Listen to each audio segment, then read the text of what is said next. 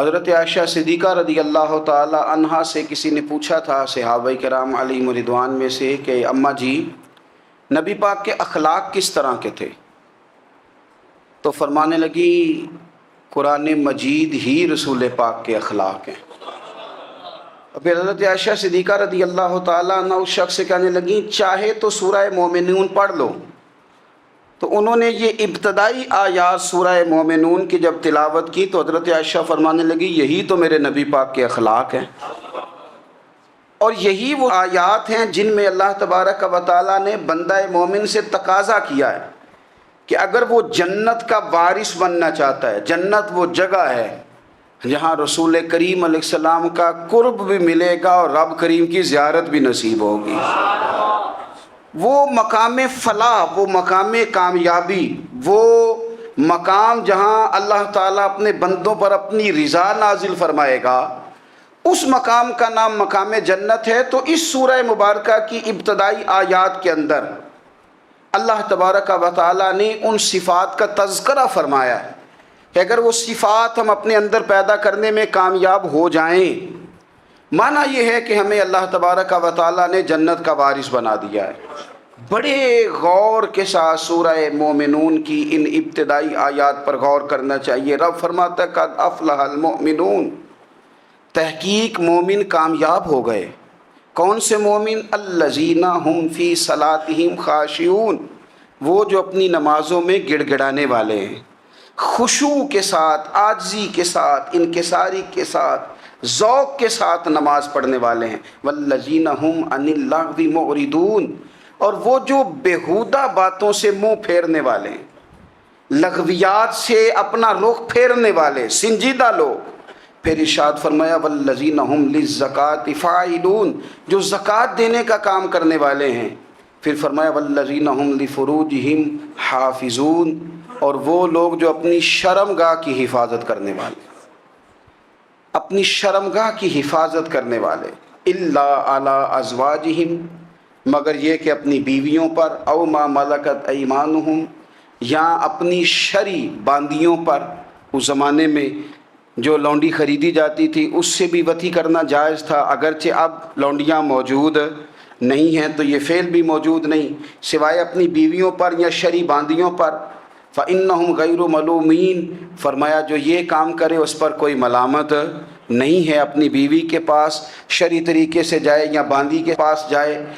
فَمَنِ ابْتَغَىٰ وَرَاءَ ذَلِكَ، اور جو آدمی اس کے بعد اس حد سے بڑھے، اس کے سوا کچھ اور کرے جو بندہ، فرمایا فَأُولَٰئِكَ هُمُ الْعَادُونَ، یہ لوگ حد سے بڑھنے والے ہیں۔ جو لونڈیوں اور باندیوں کے علاوہ، اپنی بیویوں کے علاوہ کسی اور جگہ گندگی کریں، یہ حد سے بڑھنے والے، حدوں کو کراس کرنے والے لوگ ہیں۔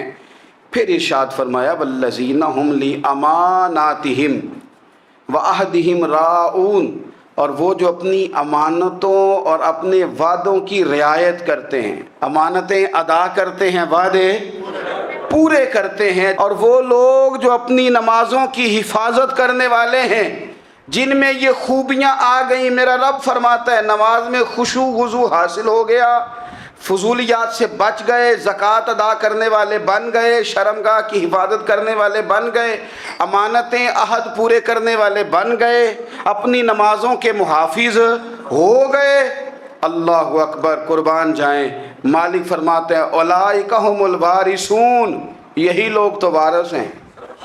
یا اللہ کس چیز کے؟ فرمایا الذین یرثون الفردوس، یہ لوگ جنت کے وارث ہیں، یہ جنت کے وارث ہیں یہ لوگ۔ ہم فیہا خالدون، اور فردوس سے، جنت سے نکالے نہیں جائیں گے، ہمیشہ ہی جنت میں رہیں گے۔ یہ آیات اللہ کا مطالبہ بھی ہے، یہ آیات صحابہ، اہل بیت، اولیاء اللہ، ان تمام کی سیرت کا عکس بھی ہے۔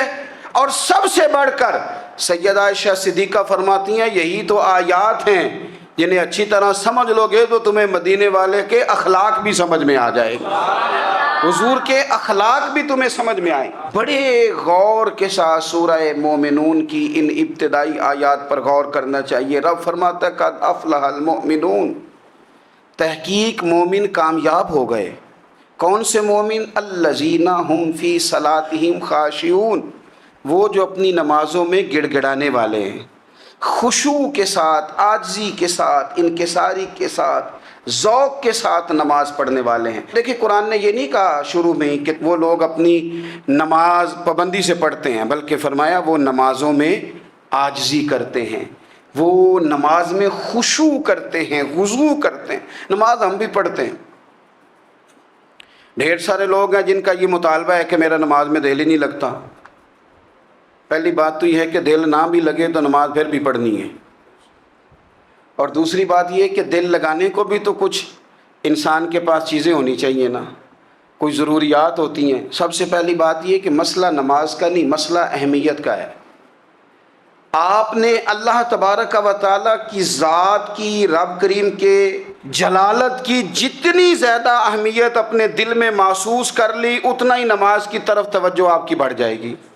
آپ سادی سی مثال ہے، غور کر لیں، جتنا آپ اپنے استاد کو پروٹوکول دیتے ہیں، جتنی عزت کرتے ہیں، اتنا ہی وقت پہ آپ ان کے پاس پہنچ بھی جاتے ہیں۔ اگر آپ کے دل میں اہمیت نہیں ہے تو آپ ٹال دیں گے، اور جس استاد کی اہمیت ہے اس کے فون کی گھنٹی بجتے ہی فون بھی اٹھایا جائے گا، اور بات پوری مکمل بھی نہیں ہوگی تو کہا جائے گا جیسے آپ کہیں گے، اور جو وقت وہ دیں گے ان سے 10 منٹ پہلے پہنچنے کی کوشش بھی کی جائے گی۔ بس سمجھ لیں دل لگنے نہ لگنے کا مسئلہ نہیں، اہمیت کا مسئلہ ہے۔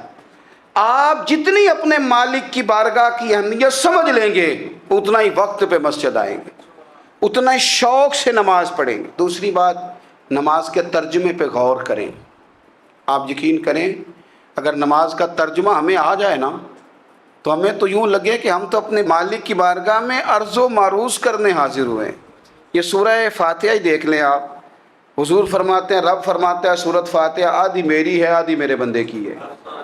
جب اس نے کہا الحمدللہ رب العالمین الرحمن الرحیم مالک یوم الدین ایاک نعبد و ایاک نستعین، جب یہاں تک وہ لفظ کہتا ہے تو یہ حصہ میرا تھا، اس نے اپنے رب کی تعریف کی، اور جب کہا نا اس نے اہدنا الصراط المستقیم، اب بندے نے التجائیں شروع کر دی۔ اس نے کہا کہ مالک بھی تو ہے، رحمان بھی تو ہے، رحیم بھی تو ہے، عبادت بھی تیری کرتے ہیں تو مدد بھی تو تجھی سے مانگنی ہے نا، اب مہربانی فرمانا اہدنا الصراط المستقیم، ہمیں سیدھا راستہ دکھا دے، صراط الذین انعمت علیہم، ان لوگوں کا راستہ دکھانا جن پر تو نے انعام کیا ہے، غیر المغضوب علیہم ولا الضالین، ان کے راستے پہ نہ چلانا جن پر تیرا غضب ہوا، جو گمراہ ہو گئے ان کے راستے۔ تو نماز میں جب ترجمے پر آپ کا غور ہوتا ہے تو آپ کا تو دل خود بخود لگ جاتا ہے، شوق بڑھ جاتا ہے آپ کا۔ تو اتنی چیزیں ہم زندگی میں یاد کرتے ہیں، تو اگر ترجمہ بھی نماز کا یاد کر لیں اور پھر شوق سے پڑھیں تو آپ یقین کریں طبیعت کھنچی چلی آئے گی۔ ہمارے یہاں کچھ لوگ نماز پڑھتے ہیں پر بڑی لاپرواہی سے پڑھتے ہیں، کبھی ادھر دیکھتے ہیں کبھی ادھر دیکھتے ہیں، کبھی بال سہلاتے ہیں۔ وہ میں نے دیکھا ہے سجدے جا رہے ہیں تو سیانے سیانے بندے کبھی کپڑے کو چھیڑ رہے ہیں، کبھی جگہ کو چھیڑ رہے ہیں۔ میرے نبی کریم صلی اللہ تعالی علیہ وسلم نے فرمایا ان لوگوں کا کیا حال ہے جو اپنی نماز میں نظریں آسمان کی طرف اٹھاتے ہیں، رکوع سے اٹھے تو اوپر دیکھنا شروع کر دیا، کیا حال ہے ان کا۔ اور پھر حضور نے ایک موقع پر تو سختی فرمائی، فرمایا جو نماز پڑھتے اپنی نظریں آسمان کی طرف اٹھاتا ہے وہ باز آ جائے، ورنہ ایسا نہ ہو کہ رب اس کی آنکھیں ہی چھین لے، وہ باز آ جائے اس کام سے۔ خشوع کے ساتھ نماز پڑھے، عاجزی کے ساتھ نماز پڑھے، اس کا دل لگا ہوا ہو نماز کے اندر۔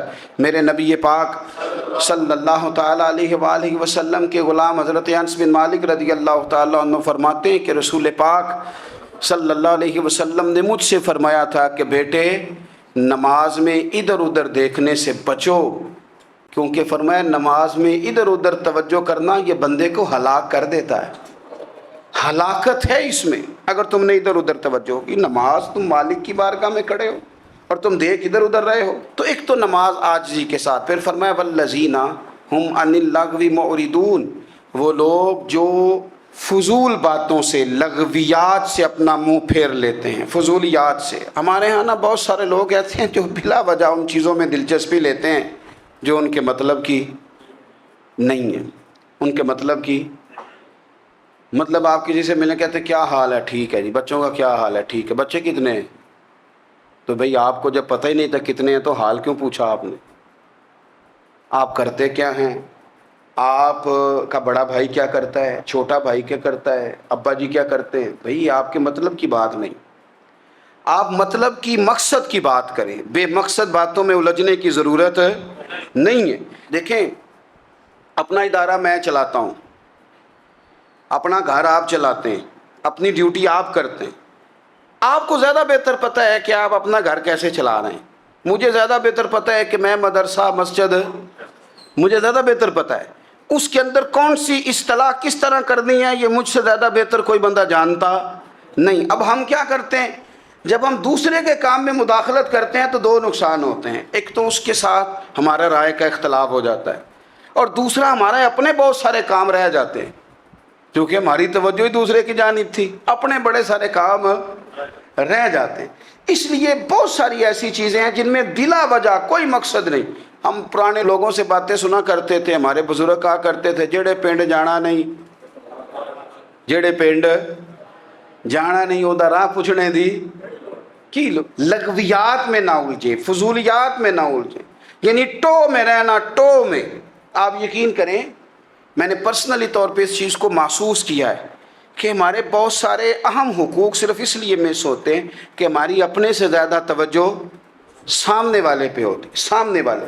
میں نے دیکھا بڑے بڑے عجیب سوال اور بڑے بڑے انوکھے سوال، مطلب یہ کہ اتنی لمبی چوڑی، اور لوگوں کو بڑا پتہ ہوتا ہے یہ فلاں آدمی جو ہے اس کے بچے کتنے ہیں، وہ بیاہ کہاں پہ ہیں، کس کس علاقے میں ان کی شادیاں ہوئی ہیں۔ اتنی تفصیلات کی ہمیں ضرورت نہیں ہے، ہم سے تو ہمارے بارے میں پوچھا جائے گا، تو ہمیں اپنا معاملہ بڑا صاف ستھرا۔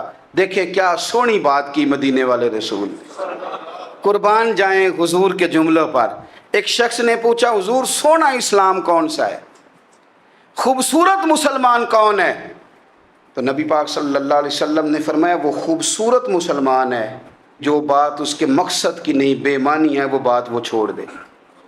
بے مقصد باتوں سے الجھنا جو بندہ چھوڑ دے وہ مسلمان بڑا سونا مسلمان ہے۔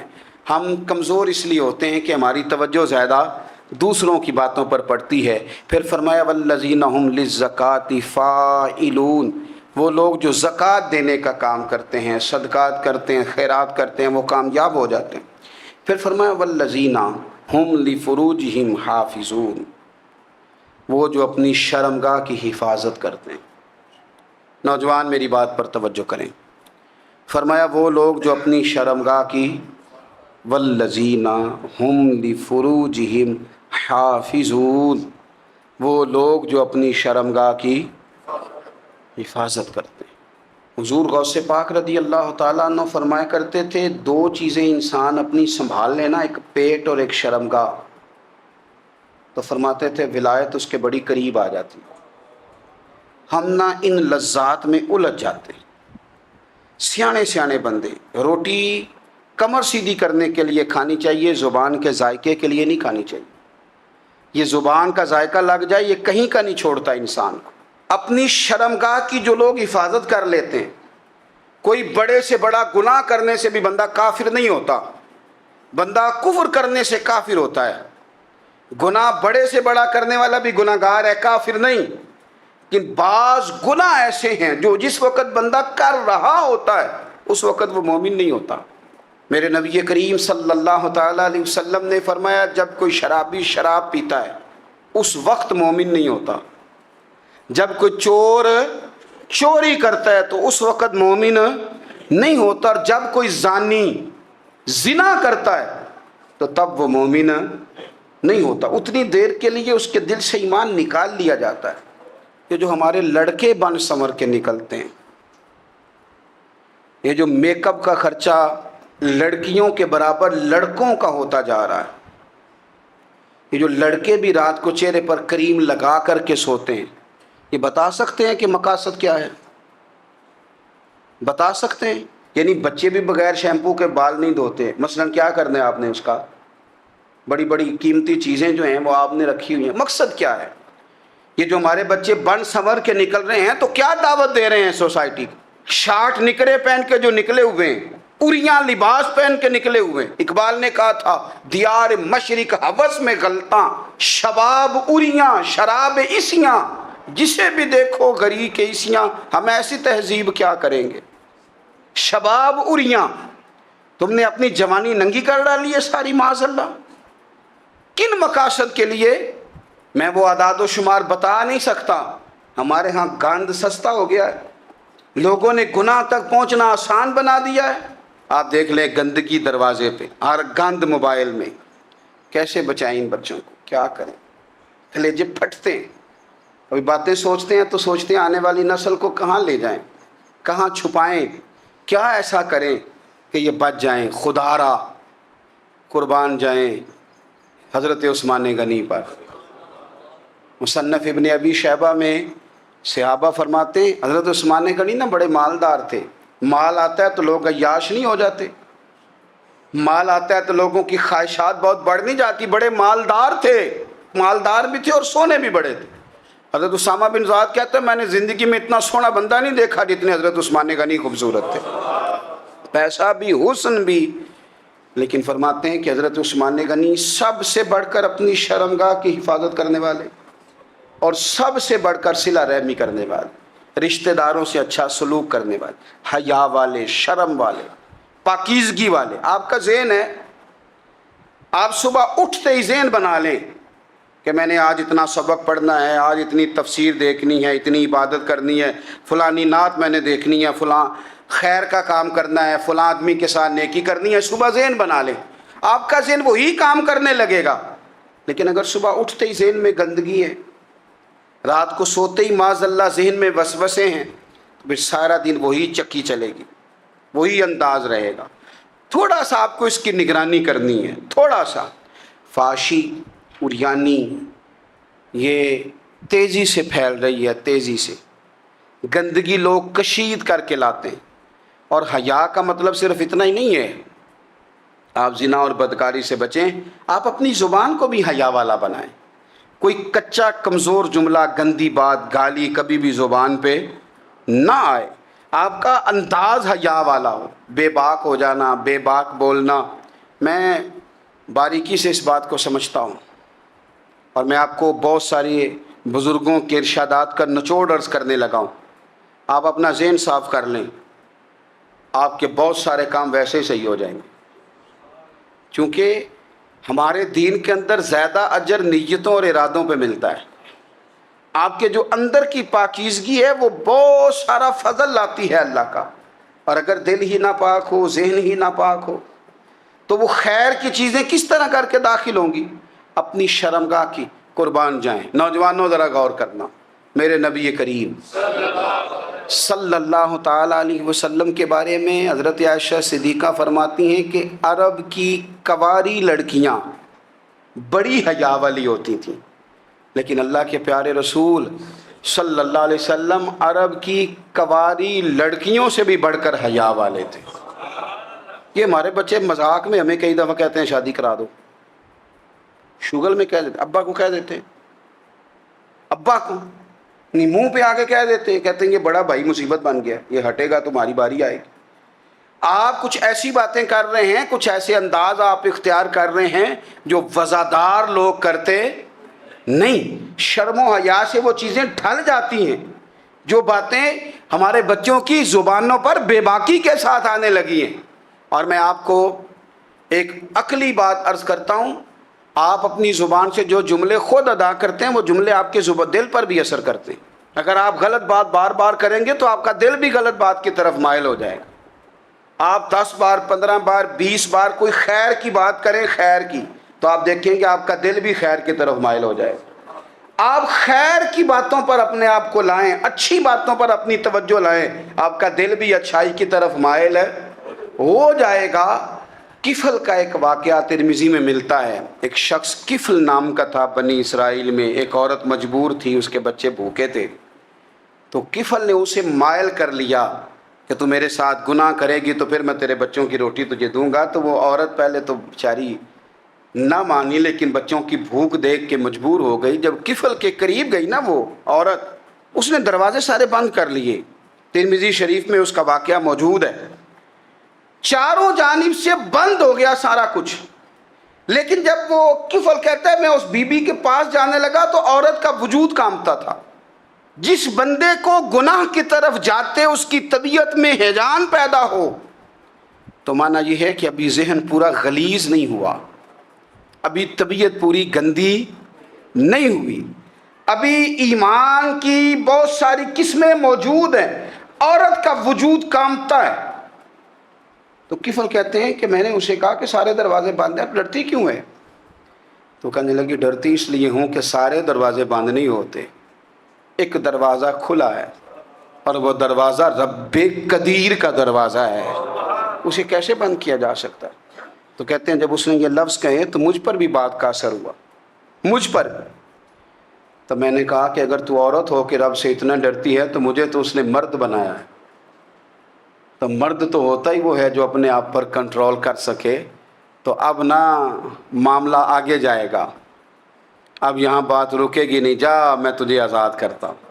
عورت گئی, اس نے توبہ کی کفل نے, اور رات رو کے کہنے لگا مالک آج میں نے توبہ کی ہے تو میرے اوپر مہربانی کرنا, میری توبہ ٹوٹنے نہ پائے.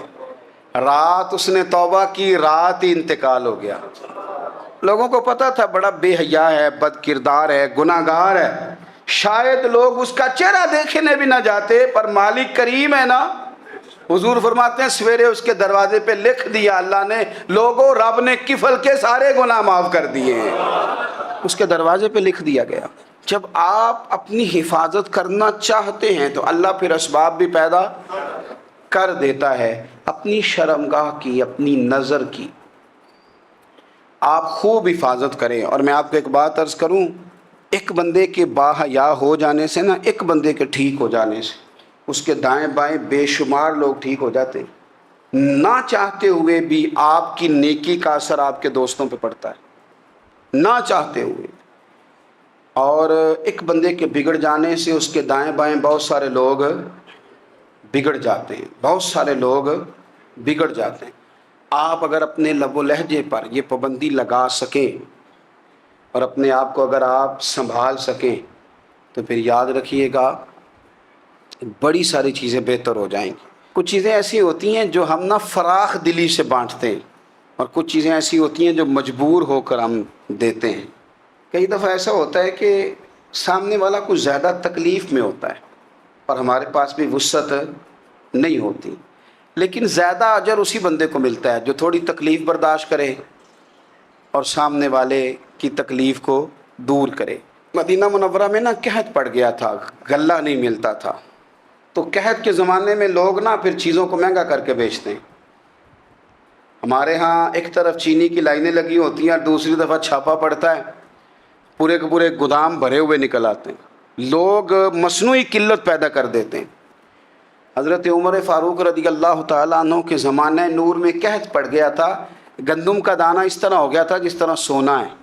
سیدنا عثمان غنی رضی اللہ تعالیٰ عنہ کے نا بہت سارے اونٹ غلے کے بھرے ہوئے مصر سے آئے, اور لگتا یوں ہے کہ وہ شخص آپ ہی کو غلہ دیتا تھا, کسی اور کو دیتا بھی نہیں تھا, جو اونٹ بھر کے اس نے دیے. تو مدینہ منورہ کے اندر جب وہ مال پہنچا نا, آپ کو بتانا یہ چاہ رہا ہوں کہ ساری تجارت بندوں سے نہیں کرنی چاہیے, کچھ اللہ سے بھی کرنی چاہیے. رب سے جو بندہ تجارت کرتا ہے وہ بڑا کامیاب ہوتا ہے.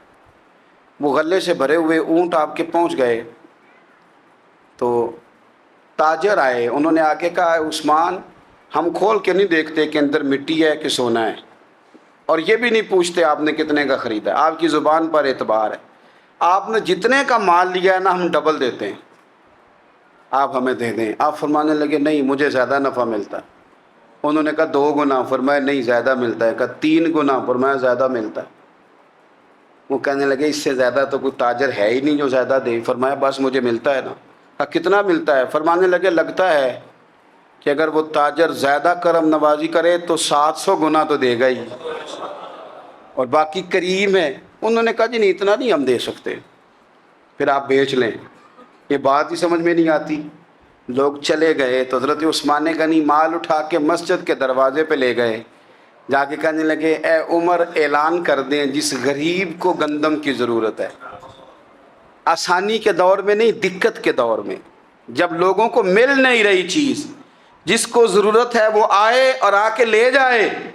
جب جناب عثمان غنی کے اس غلے کا اعلان ہوا تو تاجروں کو اب مسئلہ سمجھ میں آیا کہ یہ 700 گنا کو بندہ نہیں دے رہا، یہ رب کریم عطا فرما رہا ہے۔ میرے عزیز، کچھ سودے رب کے ساتھ بھی کریں۔